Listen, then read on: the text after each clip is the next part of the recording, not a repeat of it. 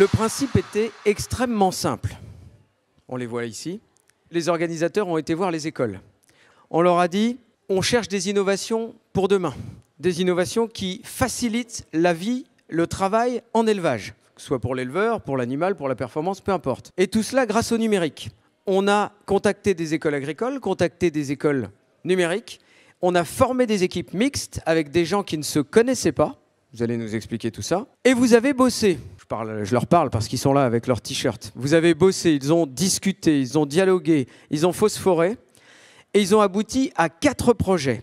4 projets d'innovation qu'ils vont nous présenter sous forme de présentation très rapide.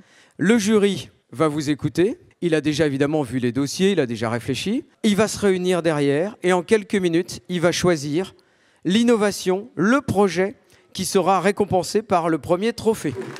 Allez, ben alors, on va demander à la première équipe de monter. Je crois que c'est l'équipe Bouzatec, si je puis dire ça.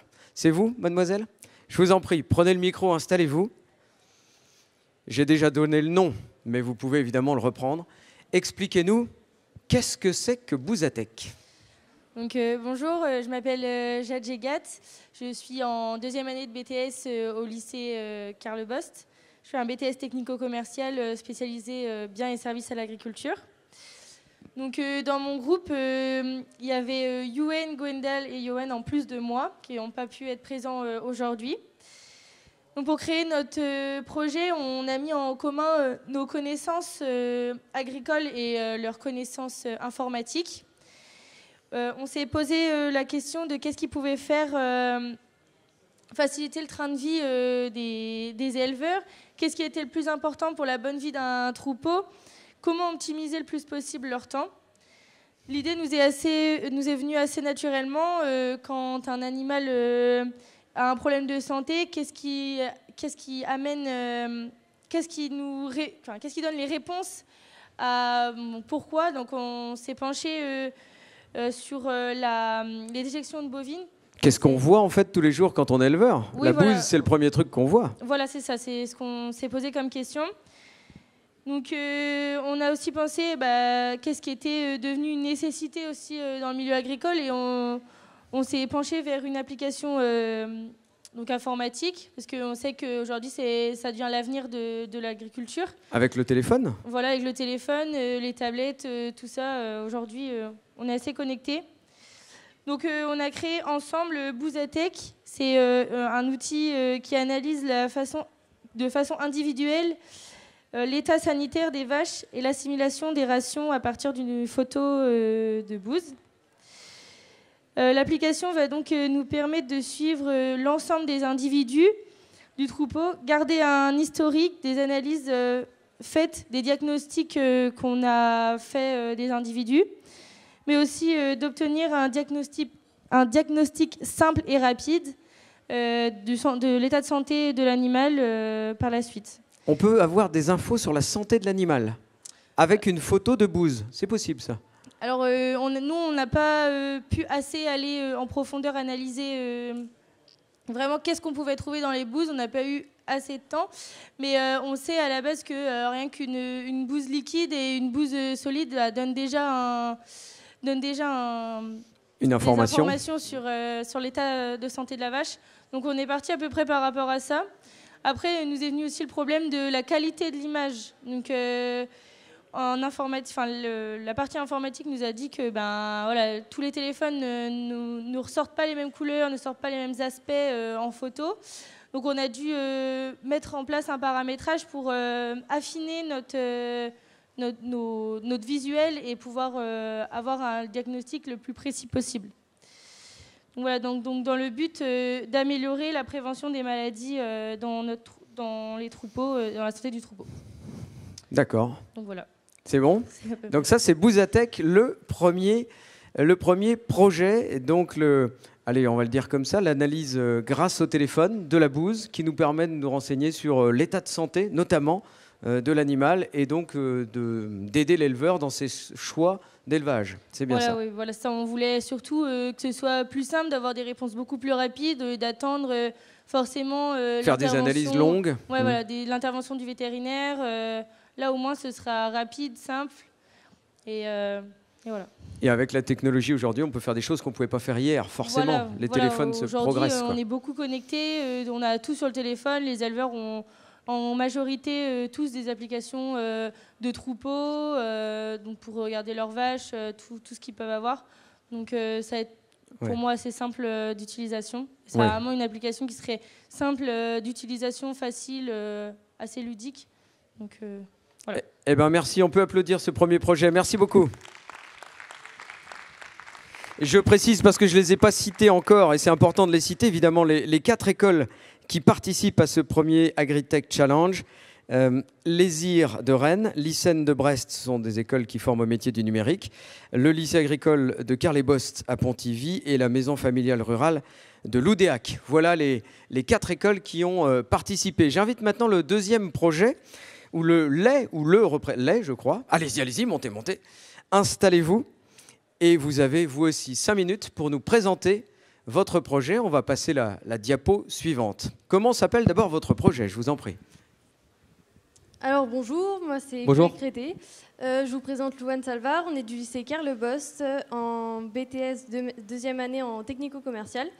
Donc notre projet s'appelle OSIM 360. D'accord. Alors c'est quoi? Ça consiste en quoi? Alors, notre projet, donc OSIM 360, c'est un outil de surveillance intelligent des maladies en élevage. Alors, comment ça s'utilise, on va dire? On est sur une caméra infrarouge qui détecte donc les chaleurs corporelles des animaux, qui est placée en hauteur dans un bâtiment, sur rail ou sur câble. Ça dépend de l'utilisation que veut faire l'éleveur. Et cette caméra, automatiquement, elle passe au-dessus des animaux. Donc lapins, volailles, dindes. Au début, on va rester sur ce genre d'animaux. Et donc, grâce à la caméra infrarouge, la caméra sait quelle est la température du corps de l'animal. À partir de là, on peut savoir si l'animal il a trop chaud, il a trop froid, ou s'il est mort. Parce qu'on sait qu'un animal mort, il est froid. Oui. Voilà. Par définition. Voilà, c'est ça. Et donc, en plus de la caméra, on aura un interface utilisateur pour l'éleveur qui sera à l'entrée de l'élevage, on va dire, dans un hall. Et dès que l'éleveur arrive dans son élevage, il verra combien il y a eu de morts, s'il y a des animaux qui ont trop chaud, à quel endroit ils sont, dans le but de lui faire gagner du temps. Voilà, donc l'idée nous est venue en parlant avec nos proches qui sont agriculteurs, en leur demandant dans leur quotidien c'est quelle tâche qui leur prend le plus de temps. Et la réponse qu'on a eue, c'était de faire le tour de l'élevage pour savoir s'il y a des animaux morts. La tâche, c'est pas la plus facile à faire. Et donc voilà. C'est compliqué évidemment de faire le tour, de voir qu'il y a des animaux. Il faut aller les chercher, j'imagine toujours. On va pas les laisser là. Mais ça permet de savoir qu'il y en a un ou pas. Oui. Voilà. Oui. Et c'est aussi la tâche qui est à faire tous les jours. Oui. Voilà. Bien sûr. On s'est aussi aidé de mon père qui est éleveur de lapins. Et c'est vrai que c'est à faire tous les jours fériés, le dimanche, le 1er de l'an, à Noël. Enfin voilà. Et donc on s'est dit qu'automatiser cette tâche, ça apporterait des gains à l'éleveur qu'on va détailler maintenant. Un confort de vie, quoi. Oui, et surtout aussi question sanitaire aussi, parce que des animaux morts, ça peut amener des maladies. Ouais. Donc on a cet aspect-là, et on a cet aspect de gain de temps aussi pour l'éleveur, avoir plus de temps pour faire autre chose, pour s'occuper de sa famille ou autre. Donc on peut avoir ces deux aspects-là qui ne sont pas à négliger quand même sur une exploitation. Bien sûr, très important. Autre chose à rajouter, je vous en prie? Oui, et donc ce projet, on n'a pas envie de s'arrêter qu'au monde de l'élevage lapin et de poulets ou de dindes ou de canards. On voudrait aussi avoir des perspectives d'évolution à d'autres élevages, donc en particulier l'élevage bovin, ovin, caprin, que ce soit au champ ou dans des étables plus grandes qu'un bâtiment, on va dire pour petits animaux. Et donc ça fait partie de nos perspectives d'évolution. Par exemple, on peut imaginer une caméra accrochée à un câble de 300 mètres de long, on va dire, entre deux poteaux dans un champ, et elle capte, on va dire, régulièrement les mouvements des animaux, etc., pour toujours avoir des informations à l'éleveur et lui donner un gain de temps et une précision sur l'état de son troupeau. Et toujours pareil, une caméra qui détecte la chaleur, ce qui est une information sur son état de santé. Voilà, c'est ça. Et alors, en conclusion, l'OSIM 360, donc l'outil de suivi intelligent des maladies en élevage, est un outil que nous avons pensé et que nous avons imaginé grâce à nos proches. C'est un outil qui permettra un gain de temps et aussi un confort de vie pour l'éleveur. Et nous avons donc des perspectives d'évolution, on va dire au plein air, pour faire simple.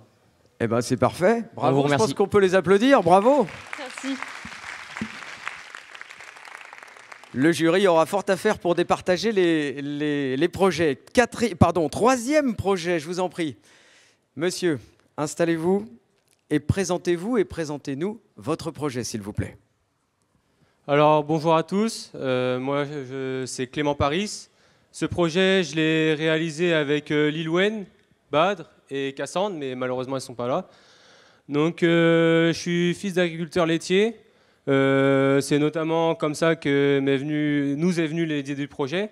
Parce que pour faire simple, quand on s'est mis à chercher quel projet on pourrait faire, on s'est dit qu'il faudrait faciliter l'éleveur au quotidien, mais aussi améliorer les conditions de vie de l'animal.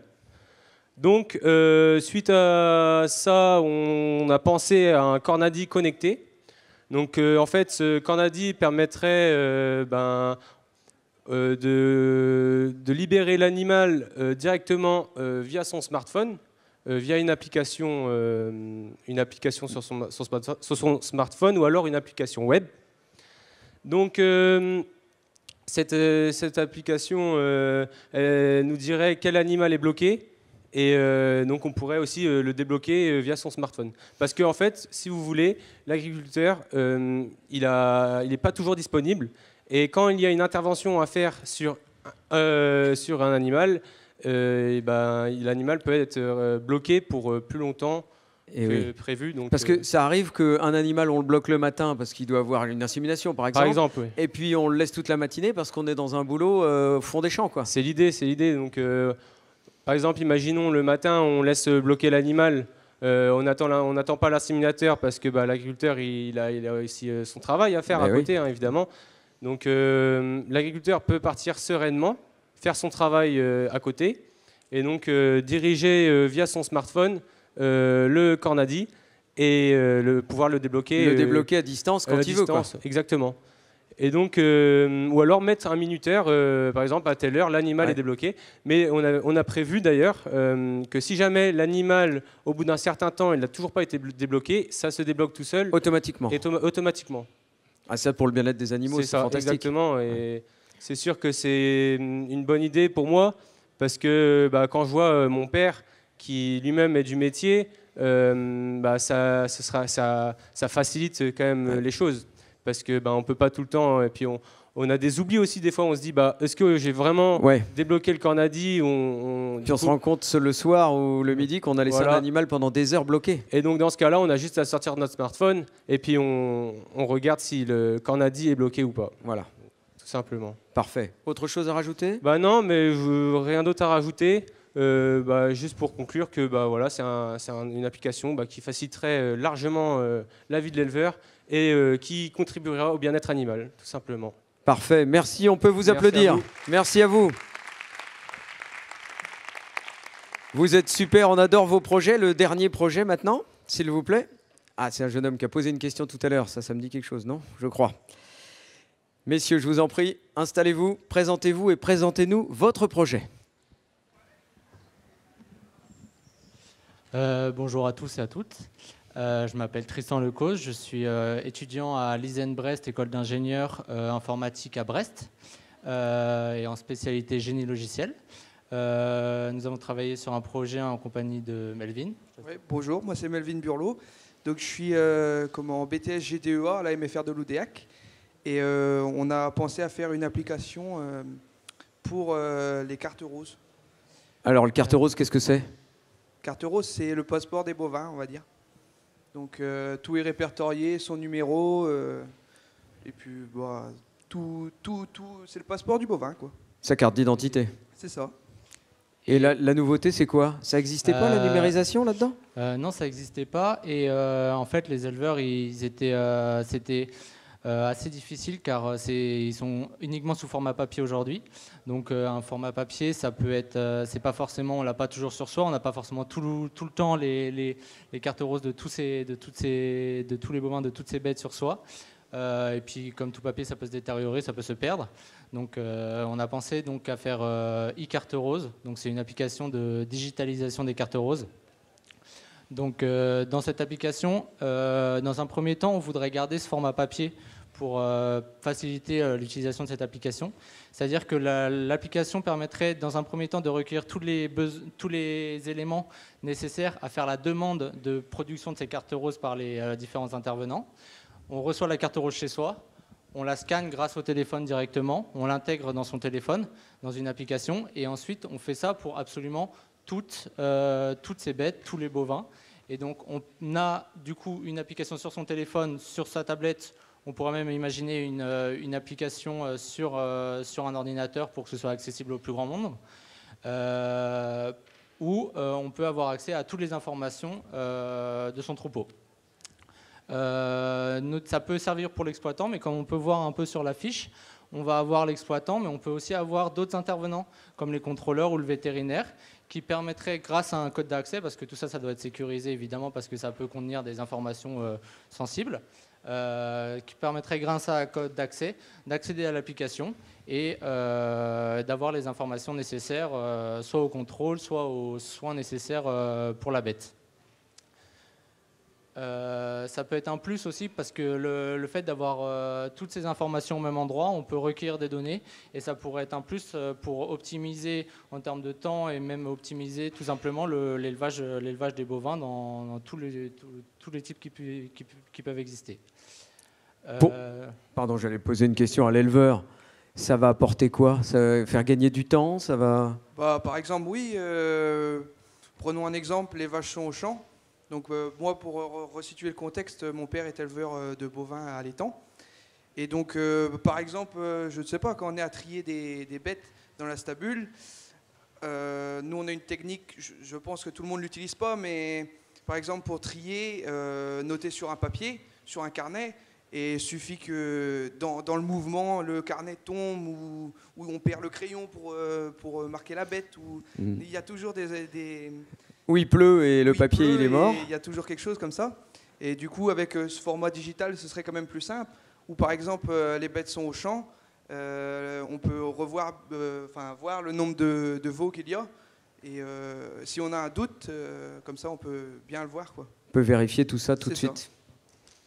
Je vous en prie. Et du coup, on pourra même imaginer dans un second temps, en mettant en œuvre tout ce qui est possible et toutes les organisations qui travaillent autour de ces cartes roses, une complète digitalisation avec une suppression totale du papier, avec l'ajout potentiellement d'autres informations liées à cette carte rose, comme on peut voir par exemple la liste des vaccins ou même la liste des contrôles au fur et à mesure. Ouais, pour gérer finalement le troupeau, quoi, c'est ça. À terme. Exactement. Parfait. D'autres choses à rajouter, messieurs? Non, pour moi spécialement. Pas spécialement, c'est déjà beaucoup. bien. On peut les applaudir. Merci, bravo. Alors maintenant, le jury va délibérer, va aller très vite à côté, pas loin du tout, pour revenir dans quelques minutes. Je vous donne pas plus de 10 minutes, ça vous va? Allez, pas plus de 10 minutes. Et puis en attendant, je vais demander à tous les petits jeunes, bon courage, bonne délibération, faites le bon choix et revenez nous annoncer votre vainqueur. Et je vais demander à tous nos candidats de monter sur scène maintenant, s'il vous plaît. Venez. Parce que là, on a vu le résultat de vos travaux. Et j'aimerais savoir comment ça s'est fait. Comment vous avez travaillé. Comment vous avez vécu cette expérience. Il y a les fauteuils ou pas? J'ai l'impression que non, ils ont été enlevés. Bon, vous serez debout. C'est pas grave. Voilà. Alors, d'abord, bravo pour avoir fait ce challenge, ces innovations, d'avoir travaillé. Après les bravos, j'aimerais savoir comment ça s'est passé, parce que c'est quand même complexe. Alors, on va commencer par vous. Je ne me rappelais plus votre prénom. Jade, vous ne connaissiez pas forcément toutes les personnes avec qui vous avez bossé. Comment ça s'est passé? Alors non, ils ont constitué des équipes. Alors, on a constitué des équipes, nous, au sein de notre lycée, ensemble. Et, vous étiez volontaire au départ? On était volontaires. Et on a constitué une première journée, on a constitué des équipes. Et après, l'autre école de Brest, si je dis pas de bêtises, eux se sont greffés au sujet qui leur plaisait le plus. Vous êtes une école numérique, vous? Non, moi Non, je suis agricole. agricole. Oui. Et donc voilà, les équipes se sont formées comme ça et après on a mis en œuvre le projet, on s'est refait une journée ensemble pour pouvoir dialoguer sur nos projets. Monsieur à côté, vous vous êtes vu combien de fois, combien de temps vous avez passé ensemble, j'allais dire, à bosser? Bah, on s'est vu une première fois vers mars, si je dis pas de bêtises. Donc c'était une matinée entière. Donc là où on a passé notre temps à déjà avoir des idées. Donc c'était pas facile au début parce qu'il faut réussir à se démarquer, trouver des idées qui n'existent pas. Parce qu'on avait beaucoup d'idées, mais elles étaient peut-être des fois existaient, donc c'était pas la peine. Ouais. On a passé, sinon on a fait des visios afin de continuer à construire le projet. Et on a fait une dernière journée en mai, fin mai, afin de conclure le projet. Voilà. Au total, ça fait combien? 3-4 jours vous avez Ouais, bossé là-dessus? on a 2 passé jours, vous dites, mademoiselle? 1 jour et demi, on va dire, sans compter les visios et les appels sur... Il y en a eu beaucoup? Il y en a eu 2-3, ouais, à peu près. Au total, est-ce que vous pouvez dire, alors on va passer le micro, combien d'heures, vous savez combien d'heures vous avez bossé? Mais je vous en prie, monsieur, allez-y, si vous l'avez. Combien d'heures vous avez bossé, vous, par exemple, vous, personnellement, sur ce projet? Alors, pour notre part, je ne saurais pas trop dire. On n'a pas compté, en fait. Ouais, vous n'avez pas compté, c'est compliqué. Mais 2 jours, 3 jours, 4 jours, peut-être plus de 10 jours, j'en sais rien. Vous savez pas? une semaine environ. Une semaine? Ouais, à peu près, oui. En plus, j'allais dire, de votre formation normale, quoi. C'était du travail en plus. Après, il y avait des journées où on ne travaillait pas dessus à 100%. Oui, on faisait une heure, parfois une demi-heure. heure par-ci, une heure par-là. Mais on est quand même resté actif dessus, quoi. Vous étiez aidé par vos profs ou lâché dans la nature? Bon, on avait Madame Le Crapère qui était avec nous. Le grand... Le Crapère. Ah, pardon. Qui est là, ici présente. D'accord, c'est vous? Bravo. Vous les avez aidés beaucoup? Ou ils ont été autonomes? Tenez, je vous ai amené. C'était plus pour les accompagner peut-être, mais ils ont été force de proposition et très autonomes, donc bravo. Ils vous ont épaté alors? Bravo. Mademoiselle, oui. Je m'excuse, hein, je ne me rappelle plus votre prénom d'ailleurs. Moi c'est Chloé. C'est Chloé. Ouais. Comment vous l'avez vécu, vous, j'allais dire, personnellement? Est-ce que ça s'est bien passé ou est-ce qu'il y a eu des moments difficiles? On n'était pas forcément toujours d'accord, on n'avait pas les mêmes idées. Comment on fait pour travailler en équipe? C'est compliqué ça. Bah, ça s'est bien passé. Après, on a eu forcément des moments de relâchement parce qu'au départ, nos idées qu'on avait, elles existaient déjà aussi. Donc on a eu des relâchements et après... Ah oui, parce qu'au début, vous avez pensé à des choses qui existaient déjà sur le marché au final? Ouais. Et du coup, après... Ça déception du coup alors. Oui, c'est pour ça. Et en parlant autour avec nos proches, ça nous a remonté le moral, on a trouvé d'autres idées et là, la motivation était revenue. Mais en attendant, c'était pas facile. Et j'allais dire... à travailler avec d'autres personnes, alors pas forcément avec le jeune homme qui est à côté de vous, mais est-ce que c'est parfois on n'a pas des désaccords et puis des accords difficiles à surmonter? Vous en avez eu aucun ou est-ce qu'il y a eu parfois des difficultés?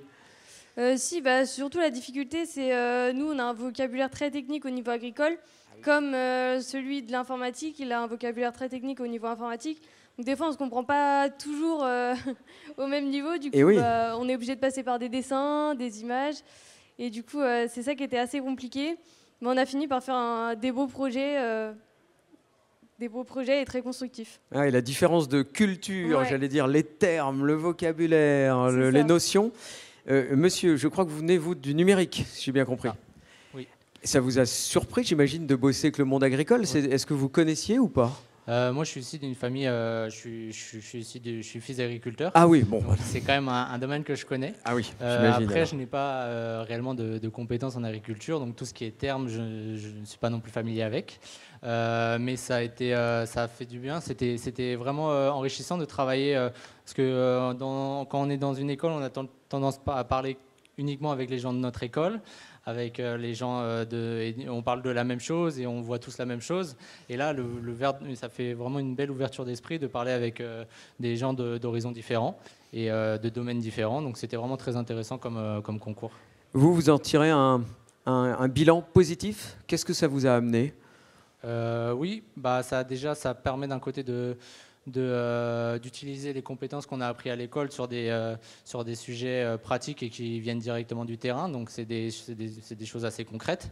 Donc ça permet de voilà et puis plus sur un plan personnel, ouais, c'était des belles rencontres et ça aussi aide. Il faut faire un effort de vulgarisation des termes techniques autant d'un côté que de l'autre, je pense. Est-ce que vous pensez à un terme, par exemple, que vos camarades agriculteurs ou d'agriculture ne connaissaient pas et que vous avez eu du mal à expliquer? Moi, je suis plus sur une application mobile, on parle beaucoup de développement hybride, c'est-à-dire qu'on développe à la fois pour tout ce qui est Apple et tout ce qui est Android, donc les deux téléphones simultanément. Ouais. Donc ça, c'est le genre de terme qu'on a dû expliquer. Que ne maîtrisaient pas les gars de Voilà. l'agriculture. Mais et comme les filles. moi, j'avais plein de termes, le sujet des cartes roses ne m'était pas familier. Oui, carte rose, c'était pas votre truc, quoi. Non, voilà, pour moi, c'était le permis à la limite, mais voilà. Le permis de chasse. Non, le permis de voiture, pardon. Conduire. Ok. Monsieur, quel bilan vous en tirez, vous, personnellement? Positif, très positif. Parler avec des gens qu'on n'a pas l'habitude de discuter, c'est très enrichissant. Une ouverture d'esprit? C'est ça, complète. Vous le referiez? Ouais, je pense. Ouais. Est-ce que vous incitez d'autres à le faire? Ah oui, largement. Largement? Ah oui, il faut. Puis il faut pas se réduire à que ce que l'on connaît. Il faut s'ouvrir, avoir une ouverture d'esprit et justement faire un pas vers l'autre, c'est bénéfique. Vous êtes fier de ce que vous avez fait? Ouais, on peut dire ça. Même question pour tous les autres qui ne sont pas exprimés encore là-dessus. Quel bilan vous en tirez, mademoiselle? C'est un partage de connaissances, ouais, un peu pareil, assez positif. C'est agréable de discuter. On a même échangé, même entre les groupes, on s'est tous aidés quand on avait des difficultés, parce que c'est vrai qu'on n'était pas tout le temps. Des fois, il y avait que deux du numérique, deux de l'agricole, mais dans des groupes différents. Donc, on s'est beaucoup aidés tous. Entre groupes, oui, vous avez bossé un peu aussi avec d'autres groupes, quoi, j'allais dire. Bah oui, parce qu'on a des connaissances. Après, on peut que s'aider, et c'est aussi bien de s'aider. Ça, c'est pas. Moi, je trouve que j'ai pas trop vu la bataille entre les groupes. On s'est vraiment beaucoup plus aidés et on est tous été dans le même projet un peu global, quoi. D'accord. Monsieur, quel bilan vous en tirez personnellement? Positif ou négatif? Non, c'est un bilan forcément positif. Quand je vois ce qu'on a réussi à faire en peu de temps, c'est quand même une fierté. Et puis en plus de ça, c'était une bonne ambiance et on est bien accueillis ici au SPACE. Ça fait plaisir de se retrouver et puis de pouvoir présenter notre projet et qu'il aboutisse, quoi. Voilà. Carrément. Monsieur, quel bilan? Pareil, positif. Mais en tout cas, j'ai bien aimé en tant qu'élève de l'agricole d'expliquer les différentes facettes des métiers aux élèves du numérique, en l'occurrence. Et je trouvais que c'était un bon partage de connaissances parce que on connaissait pas grand-chose au numérique de technique, et eux connaissaient pas grand-chose de technique à l'agricole. Donc ça a fait un très bon mélange de savoir, et puis c'est à refaire. Hein, ouais. À refaire? Vous seriez prêt à repartir dans un autre projet? Bien sûr. Carrément. Et comme Clément a dit, on est super bien accueillis. C'est agréable aussi, quoi. Bien sûr. Mademoiselle? Moi, j'en tire aussi que de la positivité parce que on ne pensait pas que faire un projet en venant au SPACE qu'il allait être valorisé comme ça, en fait. On ne pensait pas du tout et du coup, ça nous réjouit parce que voir tous les efforts qu'on a fait, que ce soit montré aux yeux de tout le monde comme ça, c'est quand même une fierté. Et donc voilà, après, ça permet de découvrir d'autres personnes, de parler autre chose que de l'agricole et ça peut que être enrichissant pour notre vie privée, et puis voilà. Surtout qu'on ne vous l'avait pas dit, c'est la petite surprise. Là, vous êtes en direct sur BFM TV. Donc, super, la notoriété, vous allez voir, ça va être très sympa en sortant.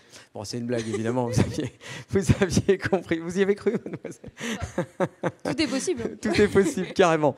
Alors, je me retourne vers la salle. Y a-t-il des questions que vous voudriez leur poser? Parce que moi, j'ai posé celles qui me paraissaient... qui m'intéressaient. Est-ce que vous avez des questions à leur poser ou des réactions? Je vous en prie, monsieur, vous avez levé la main. On va vous amener un micro. Non, vous n'avez pas levé la main. Non, je me suis trompé peut-être. Vous n'avez pas levé la main. Y a-t-il des questions à leur poser? Monsieur, je vous en prie, je vous donne mon micro. Concernant la caméra infrarouge, comment reconnaître l'animal? Non, exemple sur un bâtiment où il y a 8000 ou 16 000 poules. Si j'ai bien compris, il y a la caméra qui part et revient. Elle va détecter à un moment donné un animal qui est, on va dire, qui est malade, qui a une température assez élevée. Comment reconnaître l'animal après? C'est une bonne question. Alors, on avait prévu de diviser le bâtiment en zones, on va dire de certains temps de mètres. Et on se dit qu'un animal malade, c'est comme un humain. T'as pas envie d'aller à Paris quand tu es malade. Tu as envie de rester chez toi. D'accord. Un animal malade, on considère qu'il ne bouge pas trop.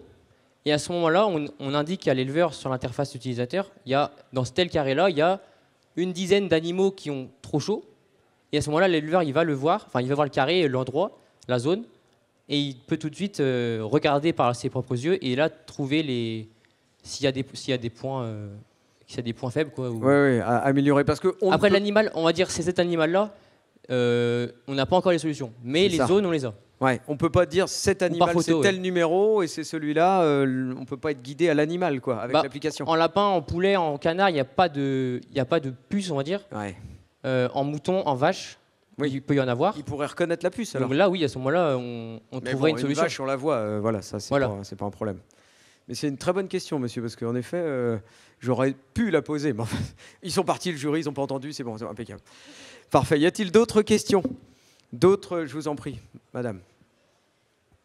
Oui, bonjour. Moi, je voulais juste savoir si vous aviez eu des contacts avec des industriels ou des entreprises pour développer vos inventions, mais dans la vraie vie, pour un réel usage chez les éleveurs.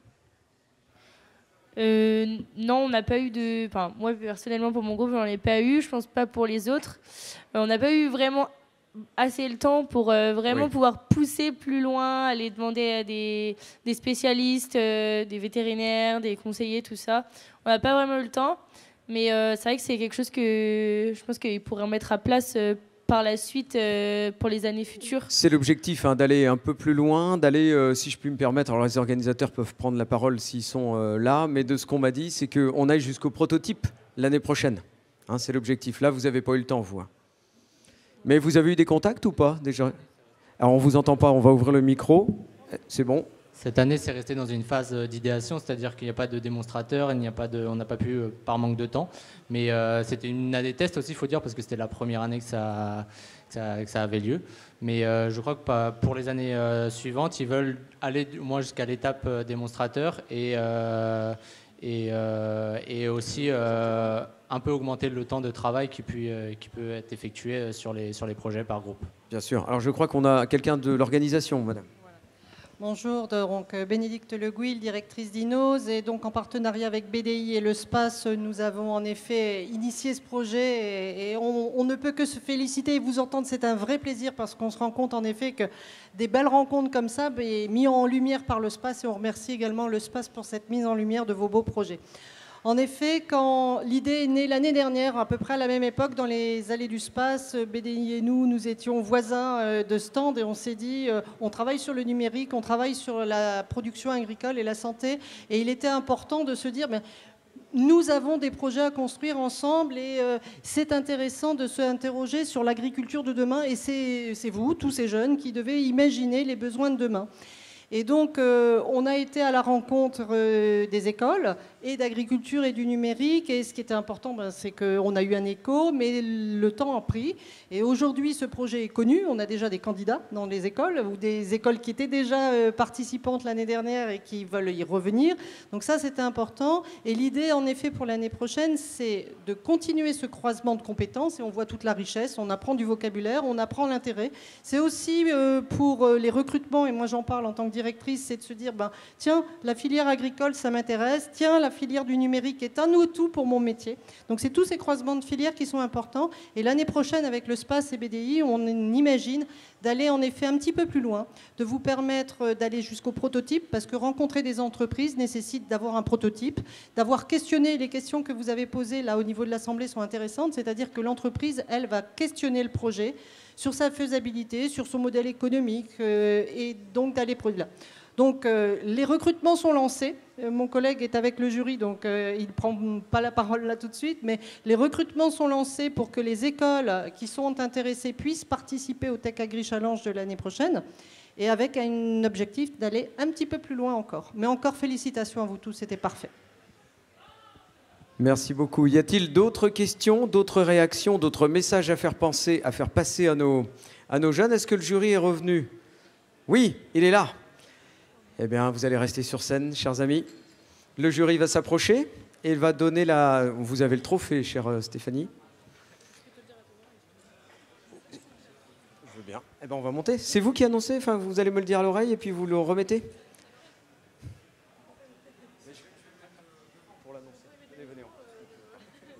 Oui.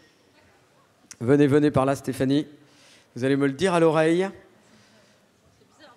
Ah ouais. Et puis je vais le répéter, je vous en prie. Alors, premier vainqueur, vous êtes là pour les photos? Tout va bien? On va en prendre plein, hein. Ils sont là pour vous. Premier vainqueur du Tech Agri Challenge, le Cornadi automatisé. On les applaudit. Stéphanie, qui représente le SPAS, va vous remettre le trophée. Bravo à vous. Le Cornadi automatisé qui se libère tout seul sur une application pour permettre à l'animal de ne pas être bloqué pendant des heures. Allez, on peut les applaudir tous parce qu'ils ont vraiment bien travaillé. Bravo.